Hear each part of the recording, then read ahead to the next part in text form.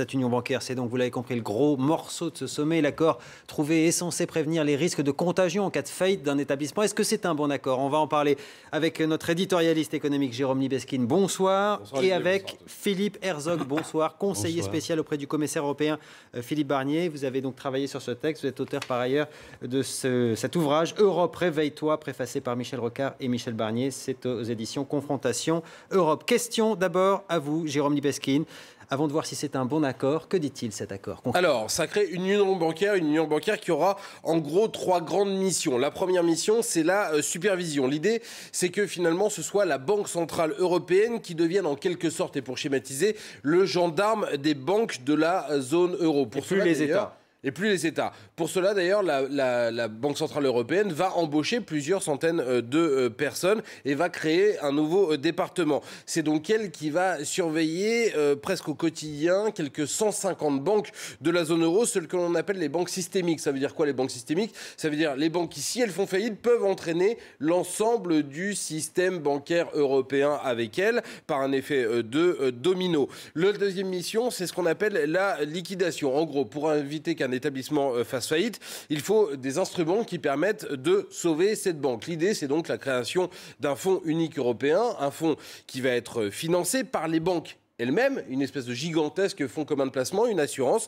qui sera dotée de 55 milliards d'euros. Mais pas tout de suite. Non, 2025, 55 milliards d'euros. Ce fonds pourrait donc servir à renflouer n'importe quel établissement de la zone euro s'il a des besoins de liquidité. Il ne sera donc opérationnel qu'à partir de 2025, on l'a dit. Et puis, la troisième mission, c'est le renflouement. Et la volonté, c'est que ce ne sont plus les États, c'est-à-dire vous et moi, les contribuables, qui payons en cas de faillite bancaire, mais ce sont d'abord les actionnaires et puis les créditeurs des banques, c'est-à-dire les clients des banques, tous ceux qui ont des dépôts qui dépassent les 100 000 euros. Alors, question, est-ce que ce dispositif peut être efficace en cas de nouvelle crise, en cas de faillite d'un de ces établissements bancaires? Alors ça, c'est la vraie bonne question. Alors, il faut bien comprendre que quand une banque fait faillite, c'est un peu comme quand un malade fait une hémorragie, il y a une véritable situation d'urgence, il faut agir très vite. Et il y a 2 décisions possibles.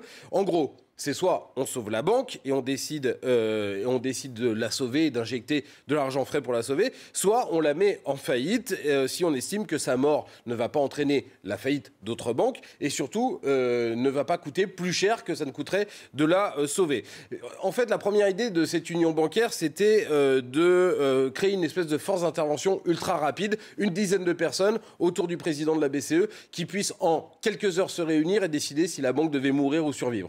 Et puis, avec les différentes discussions, finalement, c'est le Financial Times qui a fait le compte, il faudra 126 personnes, 43 votes, 9 réunions dans toute l'Europe pour réussir à décider si on sauve une banque ou pas. Et là, on perd la notion d'urgence, d'ultra-rapidité. On perd finalement un peu ce qui faisait l'intérêt de cette union bancaire. Et vous allez voir que votre métaphore hospitalière, vous n'étiez pas la seule à la faire ce soir. Le président du Parlement européen, lui aussi, a des doutes et vous allez nous dire ce que vous en pensez justement. La solution intermédiaire qui a été trouvée, cette union bancaire, n'est pas assez concrète pour le Parlement européen. Si vous arrivez dans un hôpital en tant que patient gravement blessé et que le docteur qui est chargé de vous soigner doit d'abord contacter le conseil d'administration avant de pouvoir s'occuper de vous, à mon avis, ça ne va pas arranger votre état de santé. Voilà, Philippe Herzog, on a le sentiment qu'on a construit un bel hôpital, mais à condition de ne pas être malade. Il y a encore définition à faire, mais il faut quand même prendre la mesure de l'événement. C'est le principal événement depuis la création de l'euro pour la construction de l'eurozone. C'est une dimension fédérale qui est en train de se bâtir là. Oui, on a transmis un peu plus de souveraineté. Eh oui, mais... Mais pour quel résultat, apparemment? Oui, mais encore une fois, il faut voir le chemin accompli. D'abord, je veux rappeler que depuis 4 ans, il y a eu un énorme chantier de régulation bancaire. Puisqu'on craint une future crise, mettons. Le foyer de la précédente, c'était les banques. Notamment, c'était venu des États-Unis, mais le système bancaire. Là-dessus, on a fait 3 ans d'efforts de régulation financière. On a serré les boulons en imposant aux banques l'obligation d'augmenter leurs fonds propres, en particulier. Et ceci représente 500 milliards d'efforts pour serrer les boulons au niveau bancaire, notamment en augmentant leur capital. Vous voulez nous dire qu'on a moins de chances de tomber malade aujourd'hui? Ils ont plus de réserves. Là-dessus, évidemment, ça ne suffit pas, parce que dans l'eurozone, quand il y a une banque qui pète, il y a la contagion. On ne veut plus de ça, et on ne veut plus que les contribuables payent. D'où cet accord. D'où l'union bancaire avec les piliers qui ont été parfaitement dits tout à l'heure. Mais la supervision bancaire, c'est déjà énorme. Je dois dire d'ailleurs qu'il y avait... Le fait que ce soit la Banque Centrale Européenne qui s'en occupe. La Banque Centrale s'en occupe. Et c'est là qu'on voit l'intérêt d'une structure indépendante, entre parenthèses. Donc, sinon, je peux vous dire qu'il y a des États membres qui n'ont même pas de système de contrôle de leur banque. Donc ça, c'est un pas très important, et ça marche en 2014. Ensuite, en 2015, il y a le début de l'union bancaire dont on vient de parler, et il y a un principe nouveau qui a été dit là, mais qui est très important. C'est, en cas de problème, qui paye? Et on dit les actionnaires d'abord, les créanciers obligataires, les gros déposants au-dessus de 100 000 euros, pardon, et tout cela devront payer. Ça s'appelle le bail-in, c'est-à-dire, au lieu de bail-out, c'est-à-dire on renvoie la facture aux contribuables, c'est du bail-in, on la renvoie aux créanciers. Sauf qu'il y a l'État est actionnaire, notamment en France, par exemple, de grandes banques, donc c'est l'État qui va payer en partie, qui va perdre ses créances. Oui. Et puis au-dessus de 100 000 euros, ça veut dire qu'on pourrait tout perdre, potentiellement, en cas de crise dans une banque. Ont des créanciers, notamment obligataires, très importants, y compris chez nous. Donc, pour prendre la mesure de ce simple fait, si ce mécanisme dit de bail-in, qui donc va s'appliquer à partir de 2015, avait été mis en place, existait avant la crise bancaire qu'on a connue, il y aurait 80% de la facture qui aurait été renvoyée aux créanciers des banques et donc au système financier, au lieu que ce soit les contribuables. Ça réduit le risque de contribuable déjà des 3/4. Maintenant, il y a les finitions. Je ne veux pas écarter. C'est plus qu'une finition, pardon. On parle de 2026 pour que ce fonds j'allais dire, d'entraide entre les banques puisse être rempli et opérationnel. Et là, je veux pas cacher. Ça veut dire qu'il ne faut pas qu'il y ait de crise avant 2026, cette histoire, c'est ça? Non. D'abord, il est alimenté chaque année de 10%.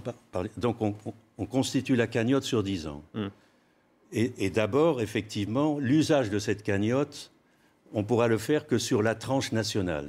Donc la mutualisation... Soyons clairs, jusqu'en 2026, chaque banque règle son problème au sein de l'État. Avec un mécanisme d'assurance dans l'espace domestique. Et à partir de 2026, c'est mutualisé. C'est complètement mutualisé. Donc c'est un retard de mutualisation. Donc, oui, mais pour l'instant, ça veut dire qu'on n'en fait que repousser le problème en espérant qu'il ne se passera rien de grave d'ici à 2026. C'est bien ça, on a bien compris ou pas? Mais avant d'insister là-dessus, je veux dire aussi que le nouveau mécanisme qui renvoie aux créanciers la facture allège quand même, en cas de crise, les 3/4 de la facture. Il reste un quart, je suis bien d'accord avec vous, et la cagnotte ne montera que doucement. Le problème, à partir de là, c'est, en cas de pépin dur, il va falloir se retourner au-delà de cette cagnotte qui restera nationale, et qui grandira, mais qui restera nationale 10 ans, d'accord? Mais après, on va devoir se retourner, et c'est là surtout le point faible, sur un mécanisme communautaire de secours. Et les Allemands n'ont pas voulu accepter que ce soit, pour l'instant, le mécanisme européen de stabilité. Ils ne le veulent pas aujourd'hui, on ne voit pas pourquoi ils le voudraient demain en cas de crise. Sauf s'ils n'ont pas le choix. Quand vous fabriquez votre hôpital, alors je vais reprendre, bien entendu, et ça renvoie à un problème plus général de la mutualisation. On sait que la France veut plus de mutualisation parce que c'est notre intérêt. Parce que nous, on est plutôt du côté des débiteurs et eux, c'est les créanciers. Ils freinent des cas de fer. Si vous prenez l'accord Merkel-SPD, il écrit noir sur blanc qu'il n'y aura pas de mutualisation. Mais en fait, vous construisez l'hôpital, on le construit. Et là, on est en train de dire, en cas de pépin, problème, mécanisme de décision, capacité de réaction. Vous avez construit l'hôpital et le jour où il doit y avoir des malades, on sera bien obligé de les accueillir. Avant les 10 ans, vous aurez la mutualisation. En cas où ça ne suffira pas, les mécanismes assurantiels nationaux, on va se retourner vers le mécanisme européen de stabilité et qui va devoir emprunter pour traiter le sujet. Mais ça va se faire. Mais c'est le point faible. Je ne nie pas que c'est inachevé. C'était Sans langue de bois et on vous remercie. Je crois que c'est beaucoup plus clair pour nous ce soir et pour nos téléspectateurs. Une dernière question qui se pose peut-être quand même pour ceux qui auraient des économies au-delà de 100 000 euros sur les comptes en banque. On a bien compris qu'après, s'ils avaient choisi la mauvaise banque, ils perdaient tout. Voilà, alors Philippe Herzog l'a évoqué, il y a un ordre dans les créanciers. Il y a d'abord les créanciers obligataires, ensuite il y aura les très gros déposants, type les très grandes entreprises, puis les PME et puis les particuliers en dernier ressort. Il n'empêche qu'on a tous en mémoire ce qui s'est passé à Chypre, il n'y a pas très longtemps, où les déposants au-dessus de 100 000 euros ont perdu 1, 5, 10, 15, 20% de leurs dépôts. Et ça nous pend au nez malgré tout. Et finalement, on est client d'une banque, on choisit aussi sa banque et on prend le risque. Et une toute petite précision finale pour le mécanisme de décision.